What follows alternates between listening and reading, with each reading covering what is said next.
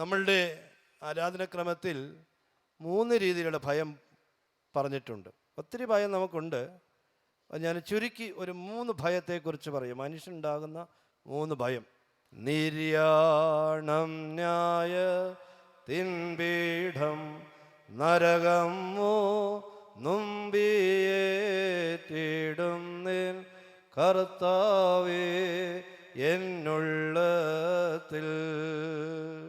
പരകുദാശയ്ക്ക് വരുമ്പോൾ സഹോദര സഹോദരി, ഈ ഭയത്തെക്കുറിച്ച് പട്ടക്കാരൻ നിന്നെ ഓർമ്മപ്പെടുത്തുന്നു. വീട് കൂദാശയ്ക്ക് ഒരുങ്ങുന്ന സഹോദരി സഹോദരങ്ങളെ, ഈ പാട്ട് ഇനി നിങ്ങൾ ശ്രദ്ധിക്കണം. പട്ടക്കാരൻ നിങ്ങളോട് പറയുന്നു, എനിക്കൊരു 3 കാര്യം ഓർക്കുമ്പോൾ പേടി. ഒത്തിരി കാര്യമുണ്ട്, പക്ഷെ 3 കാര്യം. നിര്യാണം, ന്യായ തിൻപീഠം, നരകം മുമ്പിടുന്നുള്ളത്തിൽ. 3 കാര്യങ്ങൾ എന്നിൽ ഭയമുളവാക്കുന്നു. 1 മരണം, 2 ന്യായവിധി, 3 നരകം. പരകുദാശ ചെയ്യുന്നവർ ശ്രദ്ധിക്കുക. പരകുദാശയ്ക്ക് പള്ളി അച്ഛൻ വീട്ടിൽ വരുമ്പോൾ ഈ ഭയം നിങ്ങളുടെ മനസ്സിലുണ്ടാക്കണം. അനുഗ്രഹിക്കപ്പെട്ടവർ, എത്രയൊരു നല്ല സന്ദേശമാണ്. നമ്മുടെ പ്രാർത്ഥനകൾ എത്രയോ നല്ല സുവിശേഷമാണ്. മനുഷ്യനിൽ ഉണ്ടാകുന്ന അടിസ്ഥാന ഭയം മരണം. മരണത്തെക്കുറിച്ച് ഭയപ്പെടാത്തവരാരെങ്കിലും ഉണ്ടോ? എനിക്ക് തന്നെ ഓർക്കുമ്പോൾ പേടിയാണ്. മരണത്തിന് അങ്ങോട്ട് പോകണേലല്ല, ഇട്ടിട്ട് പോകണേലുള്ളൊരു വിഷമമാണ്. എന്തോ ഒരു സൗകര്യങ്ങളാണ്. ഈ പാത്രികാ സെൻറ്റർ കാണുമ്പോൾ എനിക്കിതൊക്കെ ഇട്ടിട്ട് പോകാൻ. അവിടെ നല്ലൊരു മുറിയുണ്ട്, ശ്രേഷ്ഠഭാവാ തിരുമനസ്സിന് സാന്നിധ്യമുണ്ട്, പ്രാർത്ഥിക്കാനുണ്ട്, സമയാസമയത്ത് ഭക്ഷണമുണ്ട്, എല്ലാം ഉണ്ട്. മരണമേ, നീ വരുമ്പോൾ ഇതൊക്കെ ഇട്ടിട്ട് പോകാനായിട്ട് നമുക്ക് ആർക്കും, ഈ ഇരിക്കുന്ന ആർക്കും മരിക്കാനായിട്ട് ആഗ്രഹമില്ല. ഒരു പക്ഷേ മനുഷ്യൻ വെന്റിലേറ്ററിൽ കിടന്നു പോലും മരണത്തെ അഭിമുഖീകരിക്കും. വിട്ടുപോകില്ല, പിടിച്ചു നിൽക്കും, മാക്സിമം പിടിച്ചു വെക്കും. 50,000 60 രൂപ ഒരു ദിവസം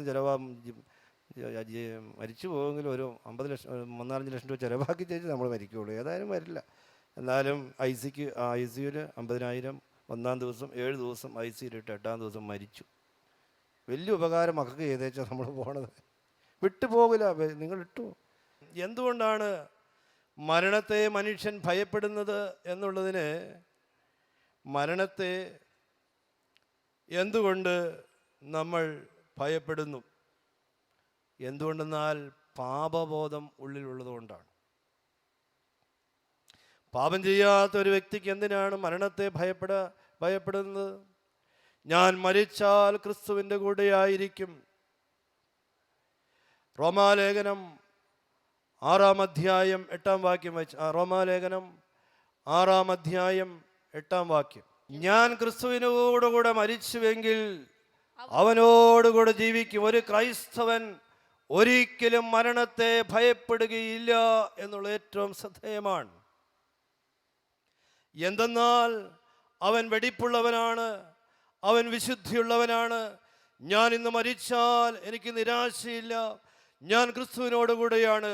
ഫിലിപ്പിയ ലേഖനം 1-ാം അധ്യായം 21-ാം വാക്യം. എനിക്ക് ജീവിക്കുന്നതും ക്രിസ്തുവും മരിക്കുന്നത് ലാഭവുമാണ്. ആ വാക്ക് സുറിയാനിയിൽ എനിക്ക് ക്രിസ്തു ജീവനാണെന്നാണ് സുറിയാനി ഭാഷയിൽ ആ വേദവാക്യമുള്ളത്. എനിക്ക് ക്രിസ്തു ജീവനാണ്, ഞാൻ ക്രിസ്തുവിന് വേണ്ടി ജീവിച്ചു, അവൻ എൻ്റെ ജീവൻ്റെ ആധാരമായി തീർന്നു. എനിക്ക് മരണത്തെ ഭയമില്ല, ഞാൻ വെന്റിലേറ്ററിൽ കിടക്കേണ്ടവനല്ല എന്ന് ചിന്തിക്കുന്ന ഓരോ ക്രൈസ്തവരിലും മരണമില്ലായ്മയെ യേശു ക്രിസ്തു നമുക്ക് നൽകുന്നു. ഞാൻ ക്രിസ്തുവിനെ ധരിക്കുന്നുവെങ്കിൽ അത് വേണ്ട, ഭയം വേണ്ട. ഉള്ളിൽ ഒരു ക്ലേശവും മരണം ഭയം മനുഷ്യനുണ്ടാകില്ല. 2 തീമോത്തിയോസ് 4-ാം അധ്യായം 6, 7, 8 വാക്യങ്ങൾ. ഇതാ എൻ്റെ നിര്യാണകാലം അടുത്തിരിക്കുന്നു. വിശുദ്ധ വേദപുസ്തകത്തിൽ പൗലോസ് അപ്പോസ്തലൻ മരണം മുൻകൂട്ടി കാണുന്നു. അവനിങ്ങനെ പറഞ്ഞു, ഇതാ ഞാൻ മരിക്കാൻ സമയമായി, ഞാൻ ഭയപ്പെടുന്നില്ല, ഞാൻ നല്ലപോലെ പൊരുതി, ഞാൻ ഓട്ടം തികച്ചു, ഞാൻ വിശ്വാസം കാത്തു, ഇനി നീതിയുടെ കിരീടം എനിക്കായി വെച്ചിരിക്കുന്നു. അത് ഞാൻ മാത്രമല്ല, അവൻ്റെ പ്രത്യാശ വെച്ചിരിക്കുന്ന എല്ലാവർക്കും കർത്താവ് ആ ദിവസത്തിൽ അവർക്കായി നൽകും. പൗലോസ് അപ്പോസ്തലൻ മരണത്തെ എത്ര പ്രത്യാശയോടുകൂടി കാണുന്നത്. റോമാലേഖനം 8:33-34 വാക്യങ്ങൾ. ഉയരത്തിനോ ആഴത്തിനോ വരുവാനിരിക്കുന്നതിനോ ഇപ്പോഴുള്ളതിനോ അധികാരത്തിനോ വാഴ്ചകൾക്കോ ക്രിസ്തുവിൻ്റെ സ്നേഹത്തിൽ നിന്ന് എന്നെ അന്യവൽക്കരിക്കുവാൻ സാധിക്കുകയില്ല എന്ന് പൗലോസ് അപ്പോസ്തലൻ പറയുന്നു. എന്നെ കേൾക്കുന്ന ദൈവജനമേ, യേശു ക്രിസ്തുവിനെ ധരിക്കുമ്പോൾ നിങ്ങൾക്ക് ജീവിതത്തിൽ ഭയമില്ല. നിർഭയമായി ഭയത്തെ നിങ്ങൾക്ക് അഭിമുഖീകരിക്കുവാനായിട്ട് സാധിക്കും. യോശുവയുടെ പുസ്തകം 1-ാം അധ്യായം 9-ാം വാക്യം. യോശുവയുടെ പുസ്തകം 1-ാം അധ്യായം 9-ാം വാക്യത്തിൽ ഭയത്തെക്കുറിച്ച് ഇങ്ങനെ യഹോവ അരുളിച്ചെയ്യുന്നു. നിന്റെ ദൈവമായ യഹോവ നീ പോകുന്നിടത്തൊക്കെയും നിന്നോടുകൂടി ഉള്ളതുകൊണ്ട് ഉറപ്പും ധൈര്യവും ഉള്ളവനായിരിക്കുക. ഭയപ്പെടരുത്, ഭ്രമിക്കുകയും അരുത് എന്ന് നീ ഭ്രമിക്കുകയും അരുത്. നിന്റെ യഹോവയായ ദൈവം നീ എവിടെ പോയാലും നിന്റെ കൂടെ ഇരിക്കുന്നുണ്ട്. ഈ കൺവെൻഷനിലേക്ക് നിങ്ങൾ കടന്നു വന്നപ്പോഴും ദൈവം നിങ്ങളുടെ ചാരയുണ്ട്. നിങ്ങൾ തിരിച്ചു പോകുമ്പോഴും ദൈവം നിങ്ങളോട് കൂടെയുണ്ട്. യോശുവയുടെ കൂടെ ഇരുന്ന് വഴി നടത്തിയ ദൈവം ഇതാ ഈ കൺവെൻഷനിൽ പന്തലിൽ കടന്നു വന്ന ഓരോ മക്കളുടെയും ചാരയും അരികത്തുമായി ദൈവ സാന്നിധ്യമുണ്ട് എങ്കിൽ നിങ്ങൾ ഭയപ്പെടേണ്ട, ഭ്രമിച്ചു പോവേണ്ട. അവൻ നിന്റെ ആഗമനത്തെയും ഗമനത്തെയും സുസ്ഥിരമാക്കും. അവൻ നിന്റെ ഗമനത്തെയും നീ യാത്ര പുറപ്പെടുന്നതും നീ തിരിച്ചു വരുന്നതും എല്ലാം അവൻ നിന്റെ ആഗമനവും ഗമനവും പരിപാലിക്കും. അവൻ നിന്നോട് കൂടെയിരിക്കും. എന്നെ കേൾക്കുന്ന ദൈവജനമേ, മനുഷ്യൻ്റെ അടിസ്ഥാന സ്വഭാവമായ ഭയത്തിൽ നിന്ന് വിടുതൽ പ്രാപിക്കുവാൻ യേശു ക്രിസ്തുവിനെ ധരിച്ചിരിക്കുമ്പോൾ അവൻ നിന്നോട് കൂടെയിരിക്കും. യേശു ക്രിസ്തു പലപ്പോഴായി പറയുന്നുണ്ട്, ഭയപ്പെടേണ്ട, ഞാൻ നിന്നോട് കൂടെയുണ്ട്. ഈ കൺവെൻഷൻ വന്നിൽ കടന്ന ജനമേ, ജീവിതത്തിൻ്റെ ഒത്തിരി ഭയവിഹുലതയുടെ മധ്യത്തിൽ നമ്മൾ കടന്നു പോകുമ്പോൾ, മരണത്തെ ഭയപ്പെടുമ്പോൾ, ജീവിക്കുവാനായി ബുദ്ധിമുട്ടുവിടുമ്പോൾ, ഇതാ യേശു ക്രിസ്തുവിനെ ധരിക്കുമ്പോൾ നമ്മുടെ സഭ മനോഹരമായിട്ട് നമ്മെ പഠിപ്പിക്കുന്നു, നിനക്ക് ഭയത്തെ വിജയിക്കുവാനായിട്ട് സാധിക്കും. രണ്ടാമത് നിര്യാണം, ന്യായത്തിൻ പീഠം. രണ്ടാമത്തെ ഭയം മരണം മാത്രമല്ല, മരിച്ചു കടന്നു പോയാലും മരണത്തെ പിടിച്ചു നിർത്താൻ പറ്റില്ലല്ലോ. അത് കഴിഞ്ഞുള്ള സംഗതിയാണ് അതിലും ഭയങ്കരം.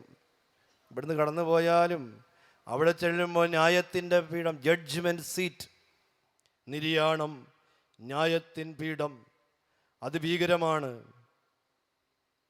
കർത്താവേ, അന്ത്യമായ ന്യായവിസ്താരത്തിൽ മുഖപക്ഷമില്ലാത്തതിനെയോർത്ത് കുറ്റക്കാരായ ഞങ്ങൾ ഏറ്റവും ദുഃഖിക്കുന്നു. ഭയങ്കരമേറിയ കണക്ക് പുസ്തകങ്ങൾ വിടർക്കപ്പെട്ട് ഞങ്ങളുടെ കുറ്റങ്ങൾ വായിക്കപ്പെടുന്ന സമയത്ത് നിന്റെ കൃപ പ്രബലപ്പെട്ട് നിന്റെ നീതിയിങ്കൽ ഞങ്ങളെ സഹായിക്കണമേ. എത്ര മനോഹരമാണ് പ്രാർത്ഥന. വാത്സല്യമുള്ളവരെ, നമ്മുടെ പ്രാർത്ഥനകളുടെ അർത്ഥം ന്യായത്തിൻ്റെ പീഠം, ആ ഭീകരമായ ന്യായവിധി, അതിലേക്ക് നാം കടന്നു വരുമ്പോൾ യേശു ക്രിസ്തുവിലാണ് ജീവിച്ചുവെങ്കിൽ, യേശു ക്രിസ്തുവിലാണ് നാം മരിച്ചുവെങ്കിൽ നമുക്ക് ഭയമില്ല. എബ്രായ ലേഖനം 9-ാം അധ്യായം 27-ാം വാക്യം. ഒരിക്കൽ മരിക്കുകയും പിന്നെ ന്യായവിധിയും നിങ്ങൾക്ക് നിയമിച്ചിരിക്കയാൽ അങ്ങനെ തന്നെ ഒരിക്കൽ മരണവും പിന്നെ ന്യായവിധിയും. അതുകൊണ്ടാണ് പിതാക്കന്മാർ പാടിയത്, നിര്യാണം ന്യായത്തിൻ പീഠം. ഇത് എബ്രായ ലേഖനത്തിൽ എടുത്തെഴുതിയതാണ് ഈ പാട്ട്. അച്ഛന്മാർ വീട്ടിൽ വരുമ്പോൾ നമ്മളെ പേടിപ്പിക്കാനല്ല ഈ പാട്ട് പാടുന്നത്, നമ്മളെ മാനസാന്തരപ്പെടുന്നതിനാണ്. അനുഗ്രഹിക്കപ്പെട്ടവരെ, ഒരിക്കൽ മരണവും ന്യായവിധിയും, മനുഷ്യന് ഒഴിവെക്കാൻ പറ്റാത്ത, മാറ്റിവെക്കാൻ പറ്റാത്ത ഒന്ന് ഭീകരമായ വിധിയോട് അതിവേദനയും അവിടെ ഭീകരതയാണ്. അവിടെ ഫയലുകൾ ഓപ്പൺ ചെയ്യുമ്പോൾ അതാണ് നമ്മളെ വേദനപ്പെടുത്തുന്നത്. അതുകൊണ്ട് റോമാലേഖനം 8-ാം അധ്യായം 1-ാം വാക്യത്തിൽ, ഇപ്പോൾ ക്രിസ്തു യേശുവിലുള്ളവർക്ക് യാതൊരു ശിക്ഷാവിധിയുമില്ല. ആരാണ് ന്യായവിധിയെ ഭയപ്പെടാതിരിക്കുന്നവർ? അവർ ഇന്ന് ക്രിസ്തുവിലുള്ളവർക്ക് ന്യായവിധിയെ, ന്യായത്തിൻ പീഠത്തെ ഭയപ്പെടേണ്ടതില്ല. എന്തെന്നാൽ ഞാൻ ക്രിസ്തുവിനെ ന്യായം വിധിക്കുമ്പോൾ എന്നിൽ അവൻ തെറ്റുകളെ കണ്ടാൽ തന്നെയും അവൻ്റെ കരുണയുടെ കടാക്ഷം യേശു ക്രിസ്തുവിൻ്റെ ന്യായപീഠത്തെ അഭിമുഖീകരിക്കുവാനുള്ളതായ ഒരു ശക്തി നമുക്ക് ആർജിക്കുവാൻ സാധിക്കും. പാപം ഇന്നത്തെ വർത്തമാന കാലഘട്ടത്തിൽ പാപരഹിതരായി ജീവിക്കുന്ന വ്യക്തികൾക്ക് മാത്രമേ ന്യായത്തിൻ പീഠം അതിനെ അഭിമുഖീകരിക്കാനായി സാധിക്കുകയുള്ളൂ. നമ്മുടെ പട്ടക്കാര് മരണാനന്ത ശുശ്രൂഷ സമയത്ത് ഇങ്ങനെ പാടുന്നുണ്ട്: നാമെങ്ങൻ നോർപ്പേ സോദരരെ വിധി വിജയം നേടോ നോൻ ധന്യൻ. ന്യായപീഠത്തെ ഭയപ്പെടാത്തവൻ ഇങ്ങനെയാണ്. ഇപ്പോൾ ഞാൻ എവിടെയാണെന്ന് ചിന്തിക്കുന്നവൻ. ഇപ്പോൾ നിങ്ങൾ കൺവെൻഷൻ പന്തലിലാണ്, നിങ്ങൾ ഈ പ്രസംഗം കേൾക്കുന്നു. ഇത് കഴിഞ്ഞാൽ നിങ്ങൾ എവിടെയായിരിക്കും? ഞാൻ എവിടെയാണെന്ന് നിങ്ങൾ ഓർത്തുകൊള്ളുക. നിങ്ങൾ ജീവിക്കുന്ന സന്ദർഭങ്ങളിൽ ഞാൻ ഇന്ന് എവിടെയായിരിക്കേണ്ടവനാണ്, ഞാൻ എവിടെ ഇരിക്കേണ്ടവനാണ്, ഞാൻ എവിടെ പോകേണ്ടവനാണ്. എന്നെ കാണേണ്ടത് പള്ളിയിലല്ലേ? എന്നെ കാണേണ്ടത് മറ്റു സ്ഥലത്താണോ? എന്നെ കാണുന്നത് മധ്യഷോപ്പുകളിലാണോ? എന്നെ കാണുന്നത് മറ്റൊരു സ്ഥലത്തല്ലേ? ഞാൻ എവിടെയാണെന്ന് ഓർക്കുന്നവൻ, എൻ്റെ അവസ്ഥയെക്കുറിച്ച് ഓർക്കുന്നവൻ, അവനാണ് ന്യായവിധിയെ ജയിക്കുവാനും ന്യായപീഠത്തെ ഭയപ്പെടാതിരിക്കുന്നവനുമായ മനുഷ്യൻ. എന്നെ കേൾക്കുന്ന ദൈവജനമേ, നമുക്ക് മനസ്സാന്തരപ്പെടുന്നതിന് എത്രയും മനോഹരമായിട്ടാണ് പിതാക്കന്മാർ ഇതെല്ലാം ക്രമീകരിച്ചിരിക്കുന്നത്. ഇത്രയേറെ സാധ്യതകൾ ഈ സഭ നമുക്കായിട്ട് തുറന്നു തരുന്നു. നമ്മുടെ ഫ്രിഡ്ജിൽ കുറേ സാധനങ്ങളുണ്ടെന്ന് വിചാരിക്കുക, നിറച്ചും കുക്ക് ചെയ്ത് വെച്ചിരിക്കുകയാണ്, നമ്മളത് എടുത്ത് ഉപയോഗിക്കുന്നില്ല എന്നതുപോലെ നമ്മൾ മറ്റു ബദലേക്കും അന്വേഷിച്ചു കൊണ്ടുപോകുന്നു. ഇത്രയധികം സാധനങ്ങൾ ഇവിടെയുണ്ട്. ഒരു മനുഷ്യൻ്റെ വിശപ്പിന്, 3 നേരത്തിലുള്ള ആഹാരത്തിന്, ആരോഗ്യത്തിനുള്ള സാധനം കുക്ക് ചെയ്ത് ഇതാ ഫ്രിഡ്ജിലിരിക്കുന്നു. അതാണ് ഈ ആരാധന. ഇത് നിങ്ങൾക്കായി നൽകിയിരിക്കുന്നു. മനസ്സാന്തരത്തിൻ്റെ സാധ്യതകൾ, പ്രാർത്ഥനയുടെ, സ്തുതിപ്പിൻ്റെ സാധ്യതകൾ തുറന്നു തരുമ്പോൾ, ഇത്ര മനോഹരമായ ഈ സാധ്യതകളുള്ളപ്പോൾ നിങ്ങളെങ്ങോട്ടേക്ക് പോകുന്നു? ഞാൻ എവിടെ ആയിരിക്കണമെന്നോർപ്പിൻ. ഇന്ന് നമ്മുടെ എല്ലാവരും ഇവിടെ ആയിരിക്കണമെന്നാണ് സഭ ആഗ്രഹിക്കുന്നത്. അതുകൊണ്ട് മനുഷ്യൻ ന്യായവിധിയിൽ നിന്ന് ജയിക്കുന്നതിന് ക്രിസ്തുവിനെ ധരിക്കുക. 3 നരകം. 3 BAT ഇടുന്നു. എന്നോട് ഒരാൾ അടിച്ചു ചോദിച്ചു, തിരുമേനി 3 നരകമുണ്ടെന്ന് നമ്മൾ സഭ പഠിപ്പിക്കണ്ടല്ലോ എന്ന്. ഈ പാട്ട് കേട്ടിട്ട് നരകം ശിക്ഷാവിധി, 2ാമത്തെ മരണം, നിത്യമായ ശിക്ഷാവിധിയിൽ നിന്ന് ഇന്ന് നിങ്ങൾ യേശു ക്രിസ്തുവിലാകുന്നുവെങ്കിൽ ദൈവം രക്ഷിക്കും. 2ാം മരണം, ഒരു മരണം നമ്മളെല്ലാവരും പ്രാപിക്കും. 2ാമത്തെ മരണം എല്ലാവർക്കും ഇല്ല. നമ്മളെല്ലാം ശാരീരികമായിട്ട് ഒരു ദിവസം മരിക്കും. പക്ഷേ പാപം ചെയ്ത ആത്മാവ്, പാപം ചെയ്ത മനുഷ്യൻ വീണ്ടും മരിക്കാൻ സാധ്യതയുണ്ട്. ആ 2ാം മരണം നിത്യമായ നരകമാണ്. Second death is eternal punishment എന്ന് നമ്മുടെ സഭ പഠിപ്പിക്കുന്നു. 2ാം മരണം, 2ാം മരണത്തിൽ നിന്ന് എന്നെ രക്ഷിക്കണമേ എന്നുള്ളതായ സന്ദേശം. ഞാൻ വേഗത്തിൽ കടന്നു പോകുന്നു. യേശു ക്രിസ്തുവിലാകുമ്പോൾ 2ാമത് നമുക്ക് ലഭിക്കുന്നത് ഭയമില്ലായ്മയാണ്. വാത്സല്യമുള്ളവരെ, ജീവിതത്തിൻ്റെ ഭയങ്ങളിൽ നിന്ന് യേശു ക്രിസ്തുവിനെ യഥാർത്ഥമായിട്ട് സ്നേഹിക്കുവാനും കരുതുവാനും സാധിച്ചാൽ, 3ാമത്തെ പ്രത്യേകത, ഭയം ലേശം വേണ്ട, ഉള്ളിൽ ക്ലേശം വേണ്ട. 3ാമത്തെ പ്രത്യേകത, സഭ ക്രിസ്തുവിനെ ധരിക്കുമ്പോൾ 3ാമത്തെ പ്രത്യേകത, അവൻ ഒട്ടും ടെൻഷനില്ല, ക്ലേശമില്ല. ഭയമെന്തിനുള്ളിൽ ക്ലേശം ലേശം വേണ്ട. എന്തൊരു വാഗ്ദാനമാണ് നമ്മുടെ സഭയ്ക്ക് നമുക്ക് നൽകുന്നത്. ഈ പാട്ട് പാടുമ്പോൾ ഞാനത് ധ്യാനിച്ചിട്ട് അതിൻ്റെ ആഴം എനിക്ക് പിടികിട്ടുന്നില്ല. സത്യം പറഞ്ഞാൽ ഞാനിതിനെക്കുറിച്ച് ധ്യാനിച്ചപ്പോൾ ഒട്ടും നീ ക്ലേശിക്കേണ്ട കാര്യമില്ല, നിന്നോട് കൂടെ ഞാനുണ്ട്. മനോക്ലേശം, അതിന് ആധുനിക ഭാഷയിൽ ടെൻഷൻ, ആങ്സൈറ്റി എന്നൊക്കെ അതിന് പറയും. ഒത്തിരി മനുഷ്യൻ കടന്നു പോകുന്ന ഒന്നാണ് ടെൻഷൻ, മനോഭാരം. ടെൻഷനെക്കുറിച്ച് ഒരു ഡെഫിനിഷൻ ഇങ്ങനെ: to be pulled in a different directions. വേറെ ചില തലങ്ങളിലേക്ക് നമ്മൾ പോകേണ്ടതിൽ നമ്മുടെ മനസ്സ് വ്യതിചലിച്ചു പോകുന്നു.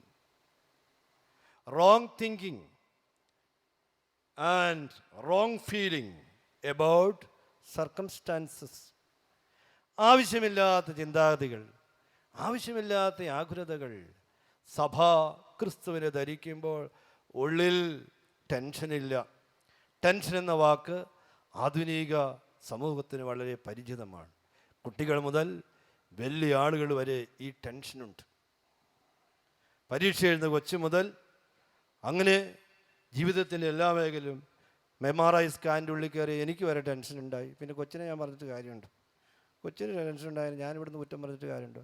പരീക്ഷ എഴുതി കൊച്ചിന് ടെൻഷൻ ഉണ്ടായി. എല്ലാ തരത്തിലും ടെൻഷൻ. അതുകൊണ്ട് നമുക്ക് ആകുലതകളും മോശമായ ചിന്തകളും യേശു ക്രിസ്തുവിനെ ധരിക്കുമ്പോൾ ഇല്ലാതാകുന്നുവെന്ന് സഭ നമ്മെ പഠിപ്പിക്കുന്നു. കുർബാനയ്ക്ക് നേരത്തെ വരണമെന്ന് ഞാൻ ആദ്യം പറഞ്ഞല്ലോ. ഒത്തിരി ഗുണമുണ്ട് കുർബാനയ്ക്ക് നേരത്തെ വന്നാൽ. കുർബാനയ്ക്ക് നേരത്തെ വന്നാൽ ടെൻഷൻ ഉണ്ടാവില്ല. വേണ്ട കഷ്ടത വിൺചിന്തയുമടിയാ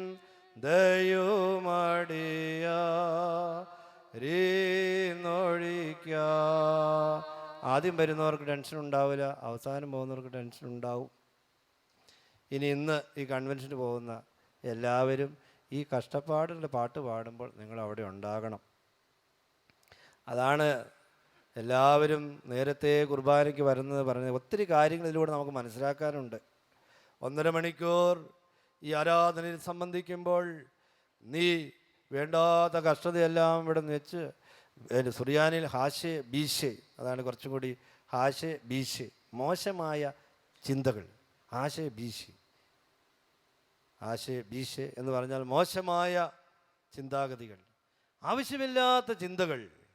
അത് ഓരോ കുർബാനയിൽ സംബന്ധിക്കുമ്പോഴും ദൈവം അത് ഉന്മൂലനാശം ചെയ്യുവാനായിട്ട് നമ്മൾ പ്രാർത്ഥിക്കുന്നു.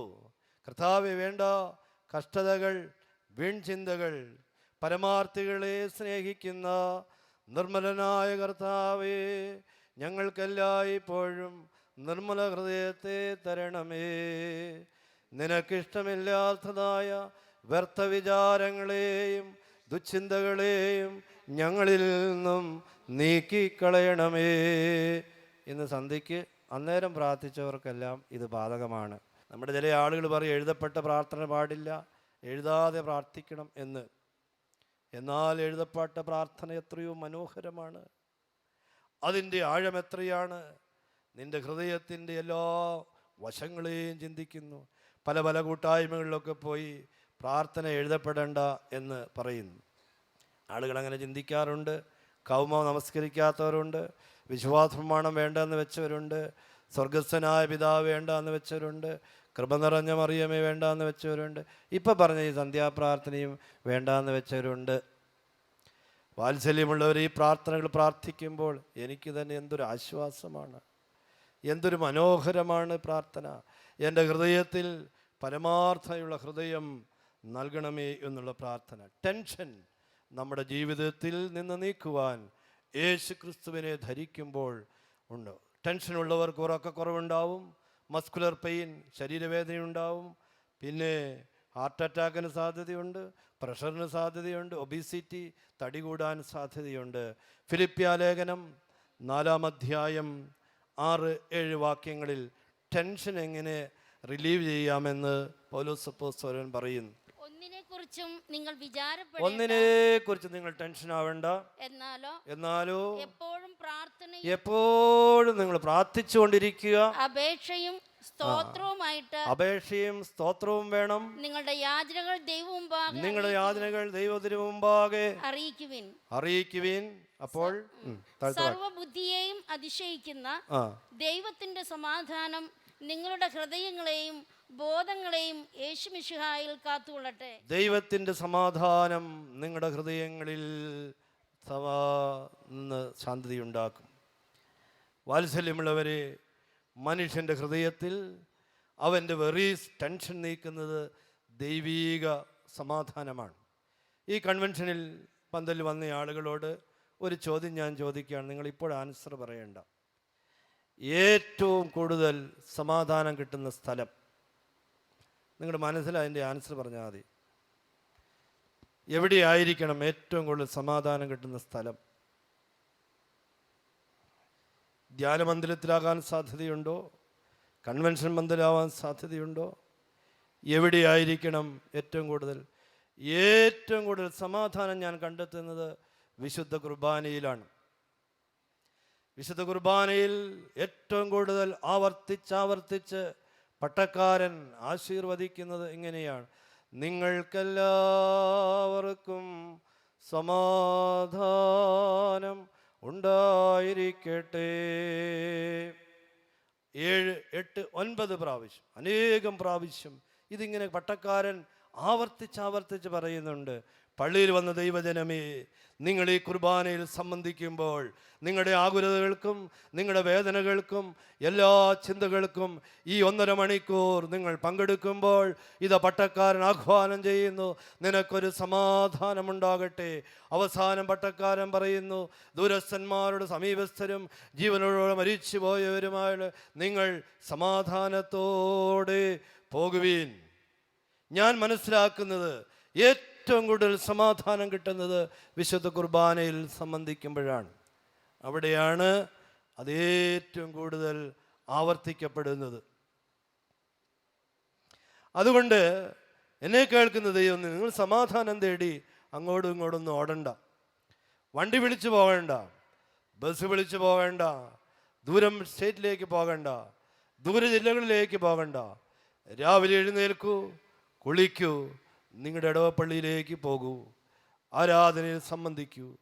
ആരാധനയിൽ സംബന്ധിക്കുമ്പോൾ പട്ടക്കാരൻ നിങ്ങളോട് പറയും, ബാറക്കുമോർ, നിങ്ങൾക്കെല്ലാവർക്കും സമാധാനമുണ്ടായിരിക്കട്ടെ. അന്യോന്യം ശ്ലോമോ നൽകിൻ അരുളിയ നാദ നിൻ ശ്ലോമോ വാഴട്ടെന്നാൾ ഞങ്ങളിലും. ഈ കുർബാനയിൽ സംബന്ധിക്കുമ്പോൾ ദൈവമേ, എൻ്റെ ജീവിതത്തിൽ നീ ഒരു സമാധാനം തരണമേ.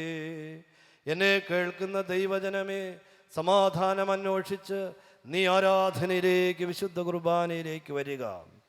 നമ്മുടെ സഭയിൽ ധ്യാനമന്ദിരങ്ങൾ വളരെ താമസിച്ചുള്ള വികസനങ്ങളായിരുന്നു. നമ്മുടെ ധ്യാനം മന്ദിരങ്ങൾ പള്ളികളായിരുന്നു. പള്ളി കുദാശ ചെയ്യുമ്പോൾ മേൽപ്പട്ടക്കാരൻ പ്രാർത്ഥിക്കുന്നത്, ഈ മദ്ബഹ, ഈ യാഗപീഠം തകർന്നവർക്ക് ആശ്വാസവും രോഗികൾക്ക് ആശ്രയവുമാണ്. ഈ മദ്ബഹ രോഗികൾ വരേണ്ടതും മനം തകർന്നു വരേണ്ടതും ഈ മദ്ബഹായുടെ അരികിലേക്കാണ്. ഇവിടെ സമാധാനാശംസകൾ അനേകം പ്രാവശ്യം ആവർത്തിക്കപ്പെടുന്നു. അനുഗ്രഹിക്കപ്പെട്ടവരെ, ക്രിസ്തുവിലാകുമ്പോൾ നമ്മളുടെ ടെൻഷൻസ് മാറി സമാധാനം അനുഭവിക്കുമ്പോൾ സമാധാനമുണ്ടാകുന്നു. ഒരു വാക്കോടെ പറഞ്ഞ് എൻ്റെ വചന ശുശ്രൂഷ അവസാനിക്കുകയാണ്. വിമലാത്മാവിൻ ഗേഹം പാർത്താൽ നിൻ ത്രോണോസാൽ, നിന്റെ ത്രോണോസ്, നിന്റെ അഭയസ്ഥാനം, താതാത്മജ ഗേഹം, സ്വർഗരാജ്യം. യേശുക്രിസ്തുവിനെ ധരിക്കുന്ന ആൾക്ക് കിട്ടുന്ന ഏറ്റവും വലിയ അനുഭവം സ്വർഗരാജ്യം, താതാത്മജ ആകും റൂഹായുടെ ഗേഹം. അവർക്കായി ഒരുക്കി എൻ്റെ പിതാവിൻ്റെ ഭവനത്തിൽ അനേകം വാസസ്ഥലങ്ങളുണ്ട് എന്ന് ഞാൻ നിങ്ങളോട് പറയുന്നു. ദൈവത്തിൻ്റെ ആ വാസസ്ഥലം, യേശുക്രിസ്തുവിനെ ധരിക്കുന്നവർ സ്വർഗരാജ്യത്തിൻ്റെ അവകാശികളായി തീരുന്നു.